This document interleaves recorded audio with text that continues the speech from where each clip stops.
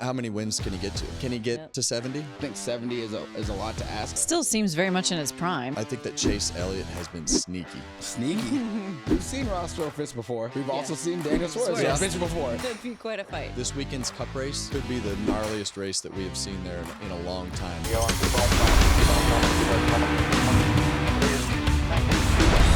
a race! California's Kevin Harvick does it. Welcome to Kevin Harvick's Happy Hour, presented by NASCAR on Fox. I'm Kevin Harvick. She's Kaitlyn Vincie. And the Galloping Ghost, Waterboy, Mama Smith. No. Former Waterboy. Point guard and captain You of the the Waterboy. Randolph Union High School Galloping Ghost. No. You put that on your ex bio, captain. of you Well, are I the- was. You couldn't have been anything more than the Waterboy. Listen, I was a sharp shooter. I led the team in assists, too. Is that your high school jersey? This is my high school. Yeah, so shout out to them. They went to the Must have been big. They went to the Yeah. we only got the jersey only came in one size and I was very small at the time. They went to the state championship. Shout out to my old coach, Jimmy Riley. So Okay. they didn't win, but I want to represent. You know, it's March Madness anyway. So It is. Yeah, This we're is all true. I didn't know there can was see anything the on TV tie-in other now. than racing. barely Yeah. anything. Okay, that can justify then wearing this for March Madness. Very good. Yeah, shout out Randolph. Welcome in to another edition of Happy Hour. We got plenty to talk about leaving Las Vegas. We'll preview Darlington, of course, coming up. And you got a big list of sips today. The sips we have changed the sips closers, and you're gonna be excited about it. I can't wait to get there. Yes, that'll be exciting. I always look forward to the sips. Everyone's favorite segment, as he says. Hey, welcome back. We're glad you're here, Kevin, our fearless leader. Let's get right into Las Vegas and what Denny Hamlin was able to do, especially given everything he's been through. Was there ever any doubt, though, that he would be able to do It this? sure didn't look like it. After practice and qualifying, you could see the confidence in Denny Hamlin, and all of those Toyotas were really fast, especially the Joe Gibbs Toyotas. And when you go back to last October, this was really the first race that we've gone to that didn't have a lot of question marks behind it.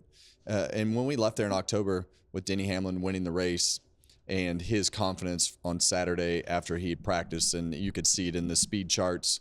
And then in qualifying, qualified well, but drove from the back, had a speeding penalty early. A lot of people having a lot of problems in that first section on pit road. That's a short section on pit road. Not something that we we always see that at Las Vegas with people having speeding penalties. But Denny Hamlin put it all together, got back through traffic. They had good pit stops and put themselves in a position to win with the dominant car. And at one point I thought, man, the Chevys have kind of figured it out and gotten better, but really all that was just the Toyotas putting themselves at the back of the pack to give everybody else a chance. Yeah. So it was neat to see that all come full circle for Denny, to see his mom there, his kids, wife, or his other half, Jordan, with him. And I think it's fun to see people be successful when they have so many things happening in their lives that are just so bad, and having to deal with those things, and to see them overcome that and be able to achieve what you're out there to do, and that's to be successful and win a race. And I think that there were a lot of questions at the beginning of the year as to where would Denny Hamlin show up, how would he react to all the things that happened, and he's just shown back up to be the same Denny Hamlin. Work hard, drive his car fast, don't make as many mistakes as everybody else. And even on a day when he did make a mistake on pit road, was able to dig in and overcome that.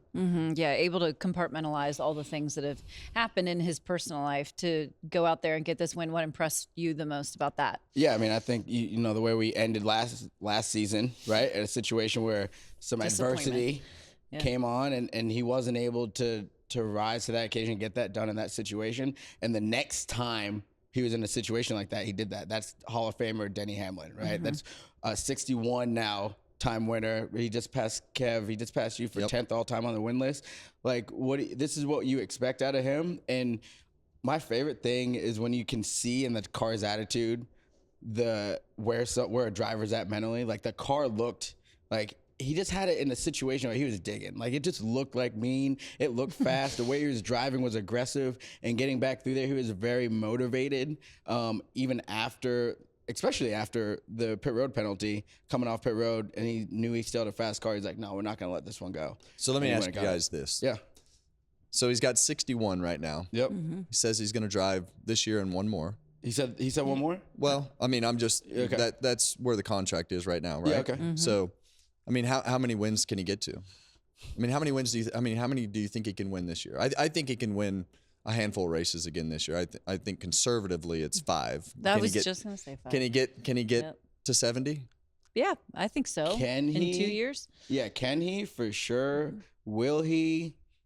I think he'll probably get maybe like 4 1 year and 3 another year. Like he'll still have multiple wins. Yeah. I think 70 is a lot to ask, especially with the landscape of the Cup Series and kind of the comers and the goers, and he's got to beat his own teammates too. You know what I mean? He's like they're not slouches. Still over seems there. very much in his prime. You know? Yeah, and that's the big question, right? Like when he gets to the end of this contract, does he say, "Well, I'm still winning. Mm-hmm. Should I keep going?" Or do you let it get to the point where you slide? I always like when people go out on top and are winning, and competitive, and you look at the Kyle Busch situation and everything that's happening there, and that legacy, and you look back at Jimmy Johnson's legacy, Darrell Waltrip, so many of these legacies end losing, and it just, in my opinion, it takes away from it. So I'd like to see him, if he's going to go out while you're winning. You don't get that opportunity very often to go out on He did top it. of your game. Yeah, You Kevin were was one of able the to do few it. in recent years. Yeah, I mean, at least Jeff Gordon did it. Yeah, there's a couple guys that are able to do that. I mean, I think even Tony won in one of his towards the end of his deal, and it just validates and puts a nice little bow on your career when you can do It that. ends the right way. Yeah. You look at Jimmy Johnson and the way that ended. I mean, it's just not. It just took away from everything that he did. Unfortunately, in the general perception of the public and the race fans. So I hope he goes out on top. Yes. He deserves it. I agree. So we're talking about Denny Hamlin. I want to reference Hendrick Motorsports, though, for a minute, because you had talked about how this weekend was going to be a big litmus test to kind of see where they were at with that. Big word. That's a word. The Chevy nose. So what did you think? Are you encouraged by what you saw? Yeah, well, there's so much hype around, internally around what Chevrolet did with their body, right? Like they didn't make their body worse, they felt internally, but that's just not how this works. Mm-hmm. And with all the different aero rules and things that you have going on, the balance of these cars is so hard to get right. There's no way that you're going to get it right everywhere. And we haven't really seen them get it right anywhere, especially in my at the opinion. beginning. Yeah, right? And I think that there were moments in the race this weekend, and this was a great test because Kyle Larson has been so good at Las Vegas. Now, we did see him lead laps, and we did see him run up in the front, but they didn't win. And, ultimately the Gibbs Toyotas were the dominant cars, in my opinion.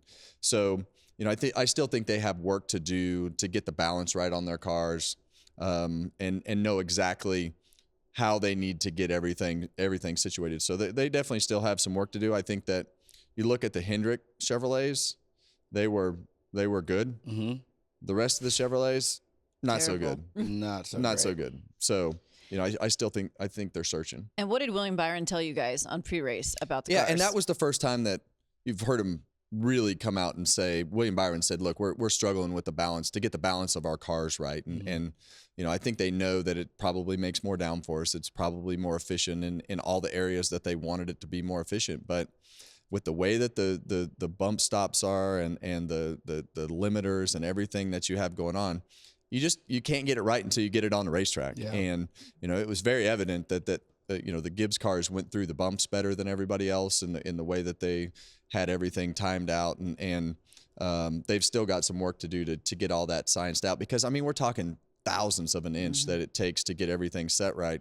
So still searching a little bit, but they're not. The Hendrick cars aren't far off. The other ones were far off. Chase Elliott was the runner-up yesterday, and he was obviously coming pretty close to Denny Hamlin if maybe he'd had more time. And he was like, I had to remind myself to not be too disappointed because we were a lot better today than we have been in the past. What did you see out of him? I'm pretty sure someone on this show said a breakout year might be coming for a Chase Elliott and company.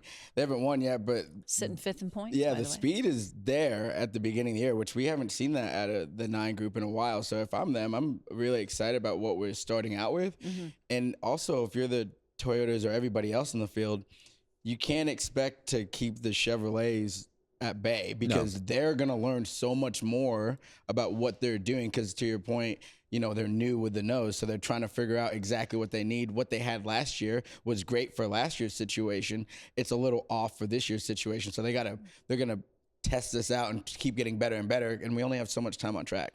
Yeah. So they're going to be there by the middle of the year. And I would disagree with you a little bit on this. I think that Chase Elliott has been sneaky. And exactly what we've talked about on this show and why this chase format is going to make Chase Elliott better is because of the fact that they can grind. And he and Allen and the way that Chase races, he has a day like he did yesterday, right? You know, he has a good, solid performance. But it's the days that you don't see them or you don't hear about them that all of a sudden they show up and finish 9th when they ran 20th. Yeah. And those are the things that Chase Elliott does better. And if you didn't tell everybody that he was 4th in the points to start that race yesterday, nobody would have believed you because they've just been quietly getting the finishes that they need and capitalizing on the day when everybody else, you look back at Larson at Atlanta making a mistake driving over the front of that car at the end of that stage. Those are the types of things that Chase Elliott isn't going to do, and that's why he'll keep himself up in the points. And you got to be in the top 6 or 7 to have a chance at this championship. It's not how far you are behind in the points. It's when that reset happens with the points that go with it. Yeah. Chase Elliott, currently the highest Hendrick Motorsports car in the points right now. Another person who's making gains is Ty Gibbs. He had a top 5 performance yesterday, his 3rd consecutive one. I spoke to his crew chief about how much he's a quick study and very much a student of the sport. And I think you're seeing that come together for Ty Gibbs and his team. Well, you can't. When you have the speed in the race car, you can learn everything else. Different people learn it at different paces. But the thing that the 54 car has had since last year, the second half of last year, is speed. And when you have the speed to go with your race car, you're going to continuously put yourself up in the front in qualifying, up in front during the race. You saw them go to the back yesterday. They gathered themselves back up, got another 3rd straight top 5. Yep. So those are the types of things when you can consistently get top 5s, you're going to start winning races. And so you just have to keep grinding away to take advantage of the speed in your race car and be able to put yourself in that top 5 on a consistent basis will eventually result in a win. Yeah, you look at him, you gotta give it credit because last year you could see it coming, but there was still some of that like immaturity and a little bit of putting himself maybe in not the greatest situations or positions on track and getting into it with some folks.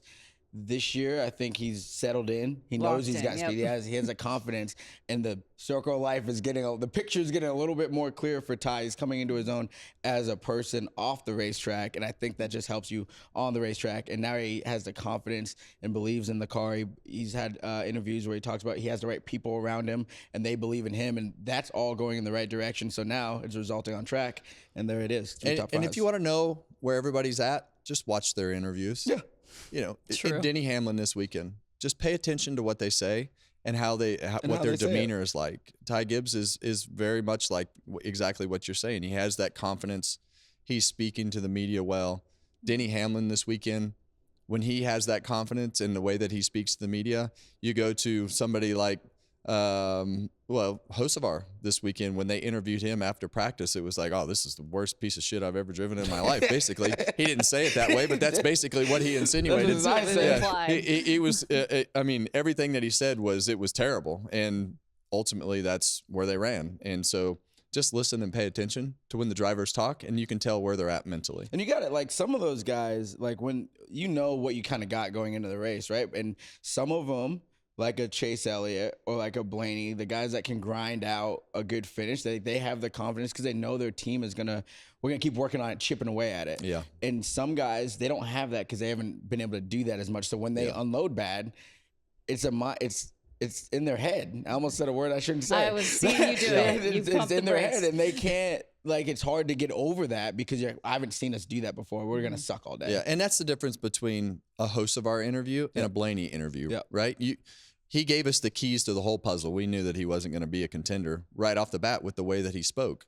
When you talk to Blaney, it's like, well, we're not very good, but I know the guys are going to make a good change in the car, and you can tell the guys that have been there for a while and understand the process. And some weeks you're going to struggle, but when you struggle in this format, you better figure out how to finish 10th or 12th or maximize your day and not make it worse. SVG got 1 point. He was 5th going into the weekend, and now he is 16th. Yeah. Can you believe that? That's how much of a swing these If points you take. get a DNF, That's wild. We talked about it at the beginning of the year. Like now you're starting to see how quick your season can kind of get turned upside down. Yeah. All right, so let's talk about Christopher Bell now. Got the pole. Had one of the best pit crews all day, by the way. Very impressive performance from them, but still didn't get the win from the pole. Yeah, those pit stops, unbelievable. Had multiple pit stops below 9 seconds, which was pretty awesome to see. Those guys are doing a good job.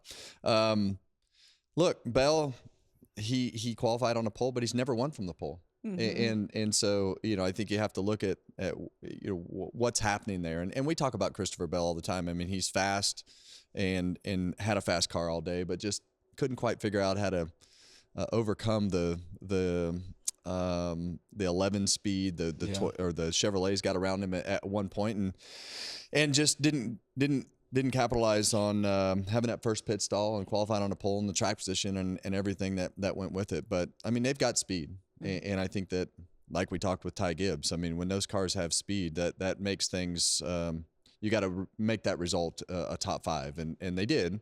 But I think that those top 5 still result in wins. And there again, we talk about it with Kyle Larson. You got to have the consistency throughout the whole year, and I think that's going to be where we see what the 20 team is made of, if they can have that consistency without having those big failures. You thought you picked him the whole day. I thought the whole day. I guess last week I must have leaned in. You kind of went between. I started with Bell and then I went with Briscoe, which was a fine pick too. Yeah. But Bell, I mean, he's just one of those guys that. He is so fast, and especially at Vegas, he's so fast, and they kind of ganged up on him a little bit. They had to. They had like the when he was in the dogfight with the Hendrick cars. Oh my God, that was some of the best racing I've seen. That move that Larson made, and Larson is notorious for this. He'll make these big sweeping moves and then stop like with one lane. And he did that to Bell, and it actually checked Bell up just a little bit. But he's notorious, and he does it in a sprint car and racing around him for a long time. He'll put you in these awkward positions that were like, is he going to come up the racetrack right here? I'm not sure, so I'm just going to protect myself. And then all of a sudden, he got the track position. But that's exactly what he did to Bell. They ganged up on him, man. They put on a hell of a show. Like nowhere, just a whole pack of just all of a sudden, because you know how the air moves with these cars. Like once 2 cars get side by side, it's sucked in the third. Chase Elliott was there. Now they're 3 wide for 2 laps. And then all of a sudden, out of nowhere, William Byron comes through. And then the other Toyotas started coming through. And even when the 2311 Toyotas were up in there, and he was racing with Gibbs and Denny, it just seemed like everyone was attacking the 20, and he would get sucked back. He had good short run speed, but not enough to get in front of them. And then it was better in the long run, and then it fell off at the end. It just seemed like the balance of when he was in the front didn't really match up. And at that time, that's when the 54 and 11 had their penalty. In those there was more of them right there. And in my opinion, you want to try to take those guys down that you think if they get the track position and have that clean air, they can be dominant, and they did a good job of keeping him at bay right there. So we're talking about Christopher Bell. What about his Joe Gibbs Racing teammate of Chase Briscoe, who we continue to talk about week in and week out with a series of different issues that keeps plaguing this team. This time they also had a speeding penalty. Then they had to pit in Ty Gibbs' pit for a loose wheel. You got a top 10 though. Do you think they're going to ever cross this threshold? I think James is going to go through a lot of radios. I mean, there's going to be stuff broken everywhere. And I love the intensity out of James. And I think they're a perfect match for each other. I've said this before because that's what Briscoe needs. But I can promise you, and you'll hear this in my picks this week, but I can promise you that the intensity level of that team from the top at James in the crew chief role will push that team forward because they have what they need from a speed standpoint. But when he got trapped, he had the loose wheel, had to stop and get it done, and then he had the speeding penalty. All those things happening kept him trapped a lap down. But they had the speed to get back where they needed to be, and just it took them all day to get back on the lead lap, and never really got to adjust their car racing in the front. They were always battling, trying to fight for their life to get themselves back in a position to be on that lead lap, and never really saw the full potential out of that car because of the mistakes that they made. But whether it's a crash or mistakes, I think that has really put them in a hole that is going to be a tough hole to dig out of unless you're winning races. And I think that they know that they're going to have to start winning races. And the biggest thing that happened this weekend, they didn't score any stage points. Right. Yes, So. after 2 consecutive 37th place finishes, they're probably just happy to have a top 10 right now. Well, I mean, the way the weekend started for Chase in the O'Reilly Series race, he knocked down the fence in that race twice. Yeah. Had to come down pit road, fought all the way back, finished second in that one. So it kind of was the same thing on Sunday, like adversity, self-inflicted wounds, and then trying to lick your wounds back to health so you can be okay again. But it started from the last week. Yeah. When they went out in qualifying, and Vegas is one of those racetracks where it cleans off as guys go, and he went out super early. He had the car that could have qualified up there with his teammates, but as early as he went out, no chance. No chance. Speaking of qualifying, Brad Keselowski has struggled in that department as of late. Now, they did get a top 10 and definitely some glimmers of hope for RFK as a whole based on what you saw on Sunday. What do you think about where that organization is? RFK had the best Fords. They had the best Fords at the racetrack, and we knew the Fords were going to struggle on the mile-and-a-half racetrack with what they have going on with aero-wise. So, and I think they all know that. They all know that the mile-and-a-halves are their weak point to be able to compete on. But RFK cars, I mean, they ran respectable as the day went. You saw Preece and Buescher and Keselowski up there. But the biggest deficit that Brad has, I think if he could qualify in the top 10 like Buescher did, I think he's going to race a little further forward just with his experience and the things that he can do on the racetrack. But if Brad's going to get back to victory lane, they're going to have to qualify better. What did you see out of RFK? They should feel good about where they're starting the year. I think being up in the mix, and not only with one car. Like when it's one car, you're like, okay, but is this really hitting for everybody? It's just this group and this driver or whatever. But when all 3 cars are in the mix, and I mean, which they have been, a little bit, but more so on a mile and a half, which is really important. And I think with Brad's leg and still recovering, I mean, I don't think you could ask for much more out of that driver to get you a top 10 in that situation. You know what I like about that team is the camaraderie between the 3 drivers. Yeah.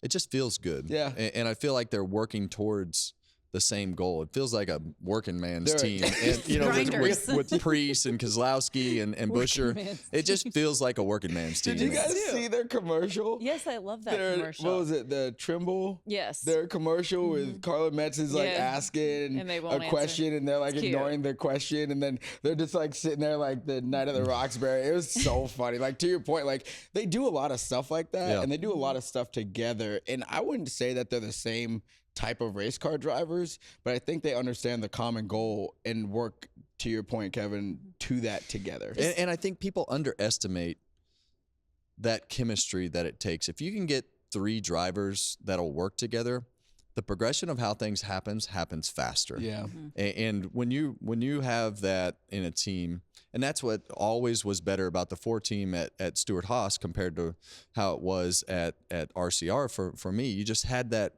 Everybody had that belief in each other, and they believed that they were going to get better, and they were working towards it in a manner that was productive. And I think that chemistry is super important.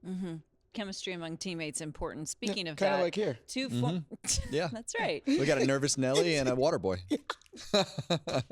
and some I old swear. goat. Some nervous old Nelly. goat. That is not even true. Some old goat over there on the other side. We're talking about What? I teammates. can't see you. What? Which he's still blind from the sun out in Phoenix with that Shaw Bush sit down. Yeah. Now I got a spray tan. You got a spray tan. Yeah. You needed that base layer. Yeah, I need that base layer. Yeah. Right. I don't need a base layer.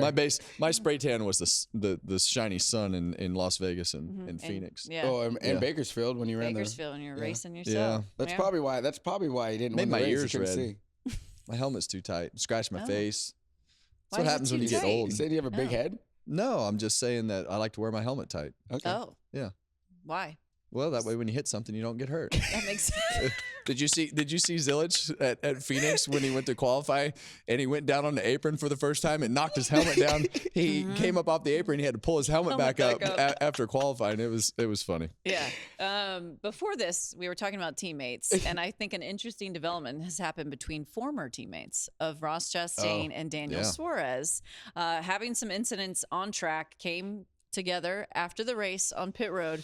What do you make of that whole situation when you're that mad about 17th or whatever they were fighting well, for? you're already mad that you're racing for 17th, and I don't know exactly what happened on the racetrack to create that, but I mean, what do you read into that? Just from, I mean, is that from what was going on at Trackhouse before? Seems I deeper, mean, yeah. it seems a exactly. lot deeper because that was pretty heated off of something that was way back in the pack. Yeah, I would say, without talking to either one of these guys, that there is they're very motivated. Daniel Suarez is very motivated because I think he always feels like he's getting the short end of the stick and like is a part of something and maybe feels like he's told like, yeah, you're going to be our nucleus, and then kind of gets knocked down a couple rungs. And I think that happened a little bit at Gibbs. It kind of happened at SHR. It kind of happened again at Trackhouse. And now he's at Spire, and now they're running better. Like he's running really fast. He's run better than most of the Trackhouse cars. Those old cars. And so, there's that. And then you take Ross. Ross is trying to, captain this young Trackhouse, as far as experience, young Trackhouse group. And they're struggling a little bit. And, those two things are kind of crossing. And they're two fiery guys. We've seen Ross throw fists before. And we've also seen Daniel Suarez throw fists before. That'd be a war. That'd be quite a fight. That is one that I would love to witness, and I don't know whose money I'm putting it on. I don't either. I mean, those are two tough-ass guys. And heavy hands. They've got heavy hands and not scared to use them. Yeah. And I think that there's definitely some tension. So that'll be interesting to follow. It will be. We'll be curious to see who if they were all scared of, though, was Lauren, who was standing there in between I was trying to say that. Props to her. The PR girl, she was having none of it. She's like, look, boys. She looked like a security This is not guard. happening today. And awesome. if you're going to go to him, you're going to have to go through me.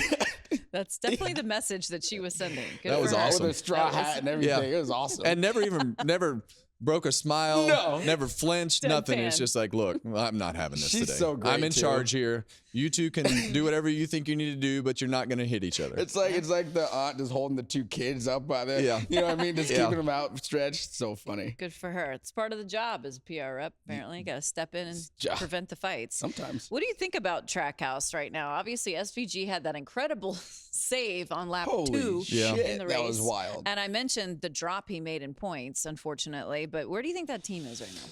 Well, I think he's done it up until this race. He had done a really good job of keeping himself in position, just made a mistake right there and got loose off the corner, got in the door of Eric Jones right there and got loose. And I think that one moment, I don't know what the damage was on the car or what took place right there, but just never really gathered it up through the day to be able to rebound like he has in all the other races where, they've had trouble. So, I think at the end of COTA, I think Connor Zilic had the fastest car. To be perfectly honest with you, I think he was the fastest car on the racetrack and got in two unfortunate positions. I think at Phoenix and Vegas, I think we saw the reality of the Cup Series for Connor and how hard it's going to be. But my gauge is just like what you said. Where's the one car running? And Ross Chastain is the heart and soul of that team as far as the performance goes with his experience and leadership of the organization. And I just, I don't think they've quite got their cars where they need to be right now, especially when you get to a traditional oval like we saw last weekend.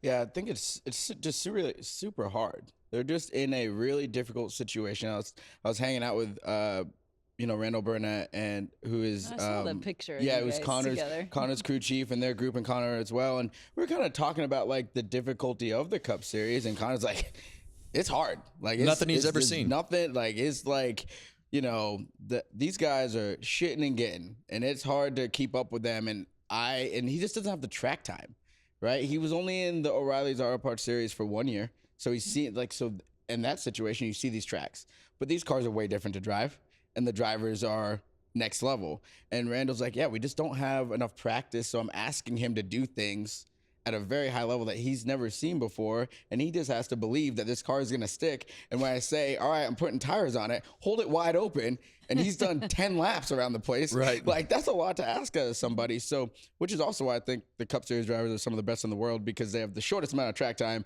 and then are just doing remarkable things. So, I think you're just going to see the evolution, right, of Connor and with SVG. And we even heard Bubba had an interview this weekend. Someone asked him what he thought about SVG. He's like, he's going to win an oval race this year. And when SVG starts winning on ovals, and I think it'll be like a mile and a half probably, watch out, man. Yep. Yeah, and I don't think that's going to happen this year. I think I don't think he'll win a race, but I think we've already seen that he's going to be more competitive, and I think that he has the potential down the road to win an oval race, but I don't see that happening this year. Not with how the cars are right now. No. Kind of thought they might earlier on, but no. One of the things we've talked about a little bit was pit road, and I want you to explain a little more detail why that pit road at Las Vegas is so tough. Well, it's difficult because it's not straight, and so you have these little curves in the corners of pit road, and what that creates is two different speeds that you have to run down pit road, the way that they measure pit road, and so you saw a lot of failures on pit road because of the fact that they would speed in section 1 or speed out and getting too much out of the car. You set the limiter right where it needs to be within half a mile an hour of the maximum. So it's real easy to, as you go from fast in the corner, to slow it back down going straight, to go too far, and then you wind up bumping that RPM really easily. So it's a really tricky pit road. You saw Blaney slide through the pit box right there. Those pit boxes are really slick with all the rubber and the way that concrete is. So it's a very, very difficult pit road to navigate for stopping the car and keeping your pit road speeds maximized, but also not taking it too far. I think even pit in is super hard because it's kind of late. Yeah. It's really late in the Well, corner. we saw it with Zillich. Yeah, he hit the back of Stenhouse. Yep. And Ty then, Dillon destroyed that car last year. and then I think getting on the pit road. Denny and C. Bell almost got in a situation Bell like had that to check early. up really hard. So like you're all loaded up and you're trying to keep pace because you don't want to give up all this time into the corner just to get down pit road. It's all the way around the corner. All the way. It's so late in the corner, and then you just gotta kind of stop and turn it all at once. And like you can't let someone know. Like these guys aren't one hand out the window like trying to do that. Like you got both hands on the wheel, still trying to get on pit road. It's just a really like difficult situation, and I don't know if we saw it before with the other cars. I just see like now it seems like it's really showing up every time I go to Vegas. Pit road definitely an Achilles heel for a number of teams this past weekend. What about Kyle Larson? He's the final driver I want to touch on. Won the O'Reilly's race. Has always been very strong at Vegas. But what'd you make of his day? I thought it was a good day. I think that this was a real. I mean, he had a great weekend. He won the high limit race. O'Reilly race and won a sprint car race. Ran 3 sprint car races, the O'Reilly race and the Cup race. So typical Kyle Larson racing everything that he can race and being successful at it. But I think that the Cup race on Sunday is the best judge that everybody has had, including them, as to where they are and what they need to work on. I think from here you see a progression as we go forward because of what they were able to see what their deficits were throughout the day and what they needed to have different. So they're working through the process right now of getting their cars balanced correctly and knowing what they need with that new Chevrolet body. So I think that it wasn't a disaster. Both he and Byron and Chase Elliott, ran in the top 5, but just not quite. They're just a little bit off of where they need to be to have the raw speed and winning speed, and just outright beat everybody right now. Kyle Larson currently 7th in the standings, by the way. Yeah, they have enough speed to be in the conversation, and if you mess up a little bit, they will be able to capitalize. I think the Hendrick, take Alex Bowman out of it because he's, sidelined right now. The 3 of them, Byron, Larson, and Elliott, you got Larson, who's super aggressive. Then you got Chase, who's to your point, we've talked about a bunch, a grinder. Just kind of meticulously makes his way through the day. And then you got Byron, who has a little bit of both of that in him. Yeah. And I think it's a very interesting trio, and I think that they are able to work together in a different way than RFK, but because you have the styles of how they drive, it makes it interesting. So I think you're finding a lot of information out. And Byron's a sleeper. He's a sleeper from the aggression side. Yeah, he's super aggressive, but he's just real quiet about it. Yeah. And I don't know that he gets enough credit for how aggressive he has become. He doesn't. You know what it is like his aggression doesn't usually turn into wrecks or DNFs or spinouts, right? Yeah. And a lot of times we see Kyle's does, but Kyle's aggression is a little bit more like putting the car in a weird spot. And I think Williams is more like putting his car like more next calculated. to you. Yeah, it's just a little bit more calculated. Yeah, I think that's a great way to put it. Well, William Byron. Yeah, she's very elegant about it. he gives you a compliment, then he gives you a dig. That's the way it goes on this show. All right, guys, let's move on to Darlington, a racetrack that you had success at, won there 3 times, Kevin. So I know you work with a lot of young drivers. What advice do you give when you're working with them about this track? It sounds repetitive, but race the racetrack.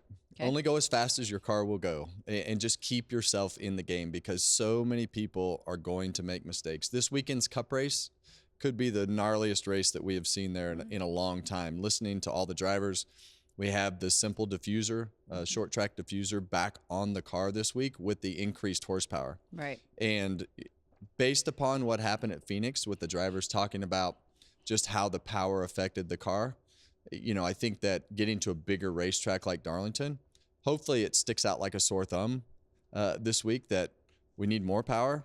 I'm going to start beating that drum again, because with 60 or 70 horsepower, and I know it's a tall task, let's get in front of it, because I think that Darlington is going to produce something that everybody is going to go, oh, wow. Yeah. That was unbelievably hard, which what we do is hard every week with what these drivers and teams do. But it is going to be 85 degrees, and we're going to have not enough tires, and these cars are going to be out of control this week, and it should be fun to watch. That's what Denny was saying when we were listening to him, just all the unknowns going into this weekend. Yeah, when everyone's hearing the drivers complain about the race They're cars. not complaining. No. When in the race, like in this weekend, when they're complaining about their car, it's because of all the things that we want them to complain about is going to be being shown right now. And I think that's kudos to the teams for figuring out what they need, being able to relay that to NASCAR making adjustments in that direction to what they feel like they need. And then Goodyear as well. Like we saw the tire fall off at Vegas.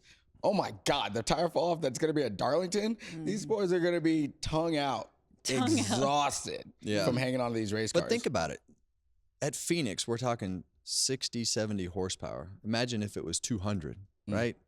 Like that, if it moves the needle with that small of an improvement, it's got to be something that we work towards. And I know we've taken a good step, and it's produced what everybody thought it was going to produce, which is a better product.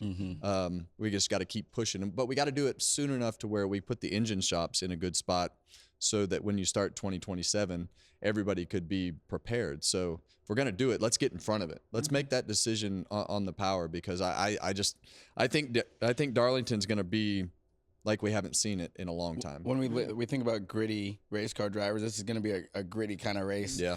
Who do you kind of think that this change kind of helps the most? Well, I'm gonna give myself a little wiggle room here to get out of what I say. Yeah.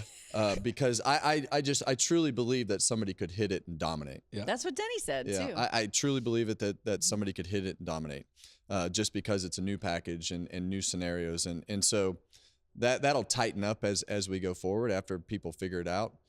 But I love the unknown piece of what is going to happen. But I think that when you look at how much, when we went to Vegas, how much the Gibbs cars had hit on it, I think that you could see that potential for a group to hit on it, because we have short practice and you can't work yourself out of that window. So if I was to have to say something right now, I'd probably pick those Toyotas again, just because of what they did this weekend at Vegas. What does this race present from pit road perspective? Because there's a lot of stuff. I mean, it's tough. I mean, it's a 400-mile race, so it is a little bit shorter than what we'll do at the end of the year. But I'm really curious as to just, I think, managing when you put tires on and when you don't put tires on, because if the cars are that hard to drive and they start banging up against the fence and spinning out and all those things that could happen at Darlington already before we went to this package, I think it could put the crews in a really curious spot as to when you put tires on and when you don't, with the tire allotment that they have. So managing your tires and when you put them on the car could become an issue if you see a lot of cautions early. But race the racetrack. You have to race the race. Just go as fast as you can go. Keep yourself rolling. Stay on the lead lap, because you're never out of this one if you're on the lead lap. So Kevin has identified the Toyotas are one to watch. Would you agree, or who do you have your eye on? Yeah, no, I think I think the Toyotas are definitely, they've been so fast here and always seem to show up, whether it's Tyler Reddick or Denny Hamlin. Even Bubba's had some really good runs there. So I think those guys are always going to be there. Briscoe's obviously won at Darlington before. Twice. But someone who's, Twice, I think. Twice? Yeah, I think so. Yeah. Two James. Yeah. 2 fall races, right? Yeah. Yeah. So, but if I'm outside of that, I'm hanging my hat on a Ryan Blaney. And like a William Byron, they both have been faster. Obviously, Larson has been faster, but he just has not his wiggle room's. It's narrow against the wall. Yeah, he's pushing it. So, and I think that's gonna be whoever can manage that the best. Like if you have a good car, and to what Kevin was talking about with tires, not putting your crew chief in a situation to where like, we just rubbed the wall again. We got to get him some new tires. If you can manage that the best and save your stuff to the final stage, I think that's going to pay off. I went there the first time, and Donnie Allison was standing down in the corner, and I went down there to watch because I'd never been there.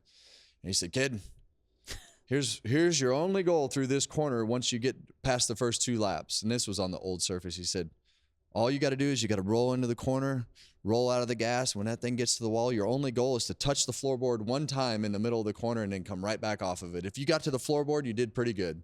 And that's really the as you go through turns 1 and 2 at Darlington, as the tires wear, if you can keep the car from sliding or pushing and off the wall, and you can just touch the floorboard and come right back off of it.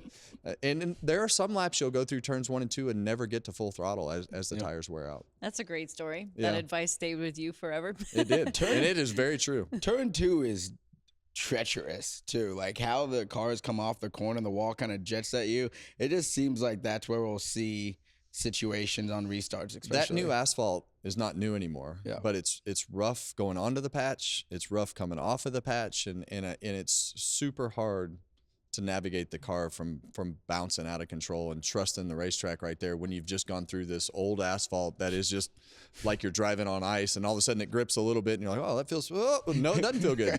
So it is like going back in time from the time you drive in the tunnel, and it's really the only racetrack that we go to that you can compare to what they used to do. Yeah. It's no wider. It's not been changed. The dynamics of the racetrack are exactly like they used to be.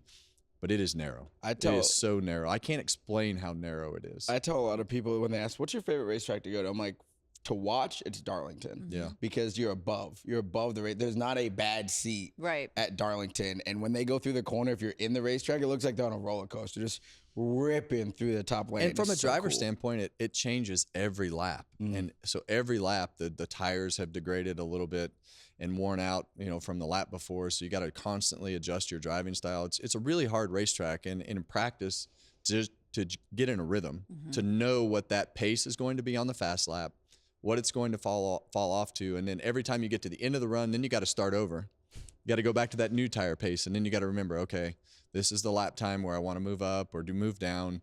So challenging from a driver's perspective. Really hard racetrack makes it all the more rewarding if you can win there. So we have a lot to look forward to as it pertains to Darlington coming up this weekend. And we have a lot to look forward to on our favorite segment of the show, right? Don't say that. Way to go. It's the Water Boy segment. It's the Water Boy. Sip time. Closers. Shout out to all of you guys that came to Beer Park in Vegas. Now, a lot of them showed up. We gave out 100 tickets over the weekend, and What's a lot of Beer folks. Park? It's in the Paris Hotel. It's in the Paris Hotel. Oh, Paris. So they had me come out. Is the Paris Hotel in Vegas or Paris? It's in Vegas. This one's in Vegas, but I think there's a Paris Hotel in Paris. Okay. Yeah, I've never been to Paris. I got you. I'm assuming there is. It was just a curious question. I didn't know. No, they came out. It was great. We gave away a lot of tickets. A lot of first-timers went to the racetrack. Fun, based on all your posts, so it's super cool. That's cool. Welcome to your favorite segment. And you might have thought that we forgot about the word of the week. We did not. We just moved it so your favorite segment can be longer. Mamba's Social Sips got an addition. Word of the week is now a part of it.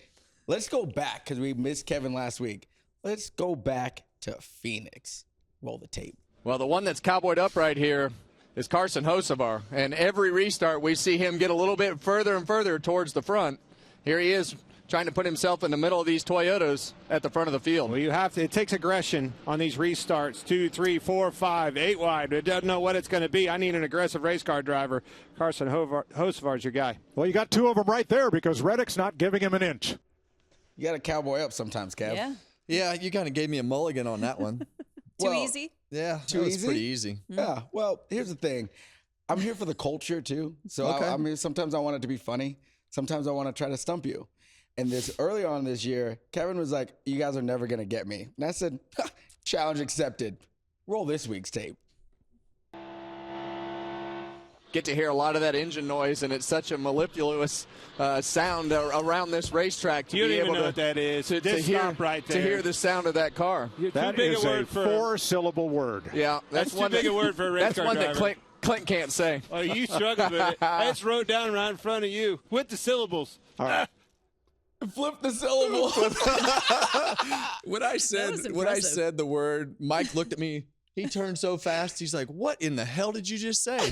That's funny. And you've I never had heard the word. of that word. I got to be honest. Man. How'd you find that one? I can't give away my secrets. Well, that was a Okay. good one. That was good. Yeah, And it was you- easy. It was easy to find a place to put it in. I like where you put it. But when you sent me the word, I always pull it up so that the little AI lady will tell me how to say it. Yeah. AI lady.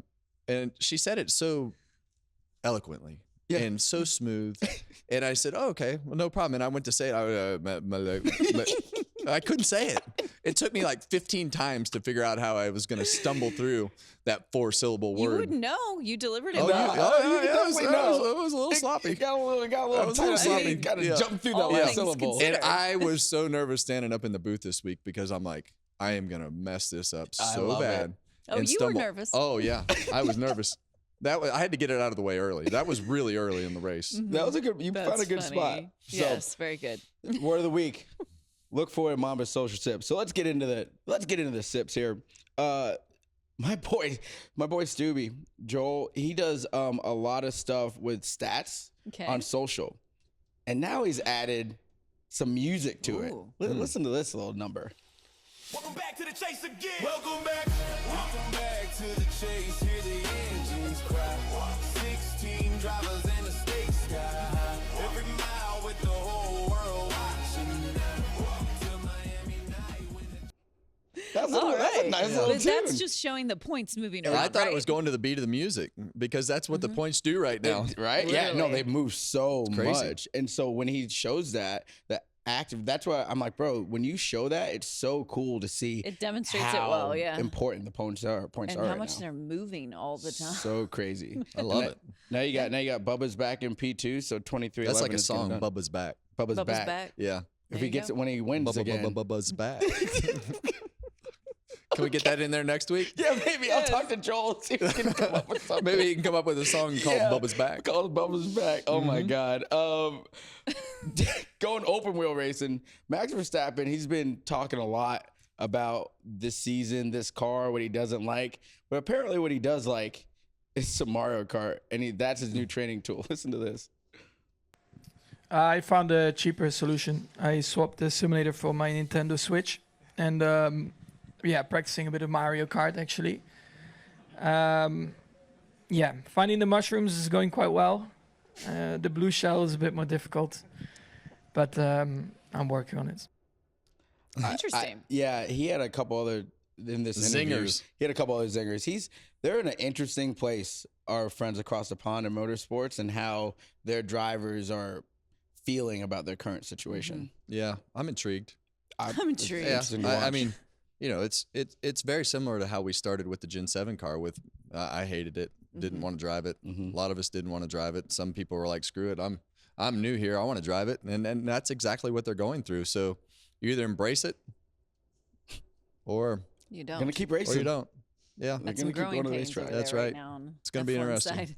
I'm looking for those blue shells. Yeah, well, the blue shells are the only ones you get when you're really far behind, so you shouldn't be looking for them. For those. Oh. Yeah, the blue shells. I haven't played Mario Kart since I was like 15. Yeah, that was probably what the Super Nintendo. That wasn't even Nintendo Yeah. 64. You were. Was that before that? Whatever the first Nintendo was is what I played it on because we used to skip school. We'd act like we were going to school and then we'd just go over to my friend's house and play Mario Kart all day. Oh, yeah. Did your mom know that? Eventually. It didn't take that long to figure it out. we had Eventually. kind of scammed the system to figure out how we were there. But anyway, that's a different story. Yeah, Kaylee, don't listen to that part. Yeah. So Chase Briscoe, got a speeding penalty. Oof. Correct. But he also got one In real life. In real life before the race. And he said, hopefully this is the only time he's going to get this totally penalty. Turns jinxed out himself. he jinxed himself and it wasn't. Chase, what are you doing? Hold that until after the race next time, buddy, because you put yourself in a spot where it affected your whole day. Yeah. Not once, but twice. Both areas of life, the career and regular life. Yeah. Speeding. So, and one more thing. Even though the Craftsman Truck Series on Fox was off this weekend, somebody thought they needed to run the quarter mile. Listen, this safety truck, this is some Dodge Ram, and this guy is getting it off of the quarter mile. Man. Right before, I think, practice or qualifying for the O'Reilly Series. You have to do that on purpose. Like, there's no reason for you to come out of the quarter mile It looked like he sideways. dipped a wheel in the dirt right there. Oh, he might have. It looked like he dipped a wheel, And just but lost it control. forgot to let off the gas. He didn't need to. Yeah. He's a wheelman from way back. No, he was behind. He's just lucky it didn't wind up in the wrong direction. Listen, no if he kidding. would have wrecked right there, the amount of stuff that would have been everywhere, because that was one of the Was that you, sweeper Drive? You sure you weren't there? That was not me. It was, Yeah. that was going too fast for it to be Kaitlyn. Yeah. Are you a slow driver? No, I'm just a bad driver. Okay. Well, at least you admit it. Yep. Yeah. Yeah. Does that make you want to get back behind the wheel again, Kev? That guy getting after it like that? I think the he wants safety to truck? anyway. Yeah, I think that'd be fun just for in you. general. I feel like I should race more. Yeah. We Yeah. support this. After this last weekend, I figured out that when I went and raced the super late model again, I just kicked their ass the whole race, and with 7 laps to go, got a flat tire, and I left infuriating. mad again. I haven't left a race mad in a long time. That would piss me off. Okay. Yeah, We don't like when Kevin's I was mad. though. Well, it was a competitive mad. I didn't think I didn't really. Well, yeah, I don't know. It just He's having internal conversations yeah, with himself right now. there's this battle going in my head of like, man, you should really be mad about that. And I'm like, well, I'm here to have fun. Yeah. But it still sucks when you lose. yeah. Especially to that You know reason. what? You know what? Yeah. I have some friends over at Ram, and Yeah. they have a free agent truck. So Maybe you should get in maybe it. you should. This weekend, this is what we should do. This weekend at Darlington, we're jumping the Ram trucks in the back parking lot. So you should come by, get yourself in one of those new Rams, and then hop over in the race car. I just want to see it be fast enough to be able to race in the front. Yeah. Okay. That's just got to wait until it's that fast. Okay. Well, we got some I'm people not saying coming. no. No, he's not. No. I'm just It was saying not a no. Make him a little faster. yeah, we got to make them faster. But There you Kevin's go. interested. All right, fam. That is Mamba's Social Sips. Well done. 805-317-4175 is the voicemail. And as always, Harvick Happy Hour 4@gmail.com. If you want to leave a mailbag, I appreciate you. All right. Very good, Mamba. That was the excellent sip segment lot. today. Yeah. Time now for our last call and also time to grade the burnout for Mr. Denny Hamlin, win number man, 61. I'm excited about this. This is a good one. Yeah, a lot of smoke. My man right here did an epic burnout all the way from turn 1. We were watching in the booth, and I'm like, where's he going? He's just going to wave at Where's the he crowd. going? And I thought there was no way that these tires are going to survive all the way to turn 1. Yeah. Yeah. And they did. Yep. Well, he didn't go all the way to turn 1. He No. went to the start-finish Yeah. line, but I thought for sure that the tires were going to blow out, and they just kept going. And When he going, goes over the orange and paint, going, it gets a little different color in the and going. smoke. Yeah. Yeah. I like the This is a paint really good burnouts, one. but this is an epic burnout. And if you're gonna put yourself 10th by yourself all time on the win list, you might as well have a burnout to go with it. Yeah. And Exactly. That was a really He good kept one. the smoke rolling off of the car the whole time. I like that. Yeah, I mean he never stopped spinning the tires, and I mean the Goodyear tires were obviously very durable to be able to do that burnout the whole time. So And I like the slow, almost like that a was a slow good mo. one. That was very good. Yeah. The whole celebration was neat with his family was. there, everything they've been through. So what grade are we giving this then for Mr. Hamlin? What's the high? What did we give Reddick? Do He we was remember? an A, wasn't Yeah, he? He was an A. Yeah, A. his I think was we're it his gonna second one or we're his third one? only Is it- handing Yeah. out A pluses if they're just extraordinary. That was a good one. I don't that was think it was- great, but not extraordinary. So what I think it's B plus. I think it's a B plus. Yeah. Okay. Because Reddick got those style points, flipping it into reverse. Yeah. Yeah. That's going to be tough to beat. It's kind of Yeah. like the Chase Elliott one from last year where he drifted right around the fence like that. And At Bowman Gray. SVG the year before where he had flipped off Austin That Hill one- that one right still- beside him and taunted him the whole lap. That was was amazing. rent-free That was in an my mind. all-timer. That was an all-timer. All-time. That That was- wasn't even in the that Cup was a Series. All-time very, burnout very list. good burnout. Yeah. Yeah. Okay, well, still good by you, Denny. You got a B+. All right, time now to look at our standings for the picks. Right now, I'm still leading at 18. I got 0 for Lagooner. The Lagooner gave you 0. Kevin 0 wasn't on here, that. so he got 0. Got points. I can't believe that my pre-race pick didn't work. You know why it doesn't work? No, you get credit for the win, but it's just like back in there. Where I you like pull how the you points. guys just don't even call and ask. Is that You got, didn't hey, call. what's your pick this week, Kev? I mean, just send me a text, something. Tyler, you could have somebody called. send me a text. You're on vacation. I didn't want to bother you in Jackson Hole. I You're definitely hanging didn't out. wanna bother you, but, yeah. I'm trying to hold it Hey, down who's for your you. pick this week? Oh yeah, I'm gonna pick Hamlin. That would have been easy. No, see, you get credit for the win, but no points. And the win is the waiver. Remember? Okay. Win is the So you waiver. get credit. I thought but we no got rid points. of all that crap. Yeah, well, you never know. It's I all didn't think the kinda- win was the waiver anymore. Yeah, we don't have that anymore. But I'm That's just fine. trying to make you feel good. As long as you're not in first, I'm happy. He's Don't at worry. 16, so he's I'm very close to locked me. in. Mamba's at 12. He got 3 points for picking Chase Briscoe. And I thought I picked Bell. You the went whole from time. last to last. Good job. Yeah, but I got points. Okay. This is You're points this still year. in It's last. a Yeah, it's all long about You year. are the loser of the group. No, you lost this weekend. You No. got a DN. You didn't got DNS. You didn't even start. Okay, so we have another chance to make our picks, and that's happening right now. So who wants to go first? No, Do you I wanna got start it points, so off? I'm not going first. You got, okay. Okay, I'll go first. I'll pick Briscoe. Oh, You can agree with same. me. It's fine. Same. Yeah. Chase a good Briscoe. pick. I'm ready for them to turn this around, get back to their winning ways, and they have won there in the past. Who are you as going we to pick talked last about. place? Man, we talked about it. The Toyotas. I want to go that route, but someone who has been on the cusp of winning here a lot and really hasn't got it done is Ryan Blaney, and I'm gonna put my first knew 12th you- pick in for the year. I knew that was coming sooner rather than First later. 12 pick There of the you year go. is going with ORB now. Old Mm-hmm. Ryan Blaney. What do you think the odds are that we could get you to be like to hand him a water bottle during the pit stop during the race? Dude, Is that that'd be possible? Awesome. I have these random thoughts and the whole water boy thing. And as much as you're on the Blaney bandwagon, is there any way that Not we could on just? it. I'm driving the bandwagon. That would be such great footage of you just handing him a water bottle on the pit stop.